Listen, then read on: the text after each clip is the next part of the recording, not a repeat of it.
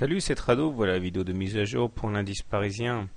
La séance d'aujourd'hui est tout à fait symptomatique des tergiversations actuelles, hein. Regardez, on a essayé de passer les 50% à la baisse des Fibonacci, mais on a rebondi. On a essayé de casser les 38,2% de retracement de Fibonacci, mais on a été plombé. Et finalement, à la longueur de la mèche basse et à la longueur de la mèche haute, on voit finalement qu'il y a un seul vainqueur aujourd'hui, c'est l'incertitude.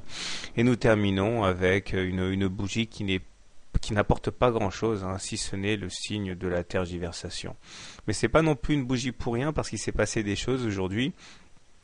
Pas du côté du MACD qui demeure sous son signal, pas du côté du stochastique qui reste également sous son signal, mais par contre le momentum tente une légère incursion en territoire positif, mais surtout, regardez, nous assistons, je vais zoomer un peu, à un croisement M7-M20 ici.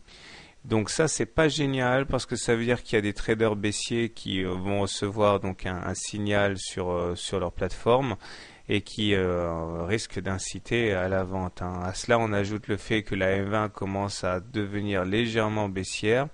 Si on reste encore 2 ou 3 séances en dessous de la M20, la pente de la M20 va devenir franchement assez agressive et avec des difficultés à la passer à la hausse, hein. Donc sur le papier, pas grand chose de neuf, mais il y a quand même une accumulation de signaux négatifs, il faut faire attention, hein.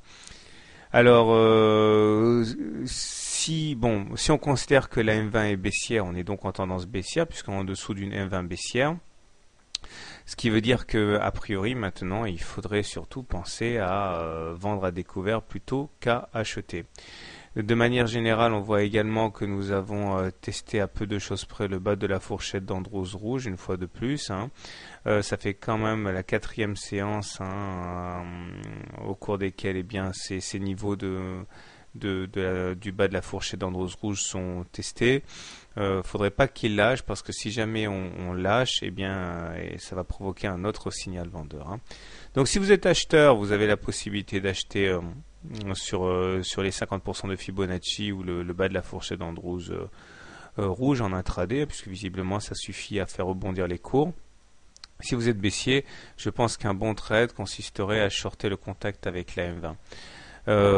Ma préférence personnelle va plutôt aux ventes à découvert, hein. Donc je préfère personnellement shorter qu'acheter, tout simplement parce que voilà, on est en dessous d'une M20 légèrement décroissante, donc je considère que la tendance est légèrement baissière. Donc priorité pour moi, le trade, ce sera d'acheter de vendre le contact avec la M20.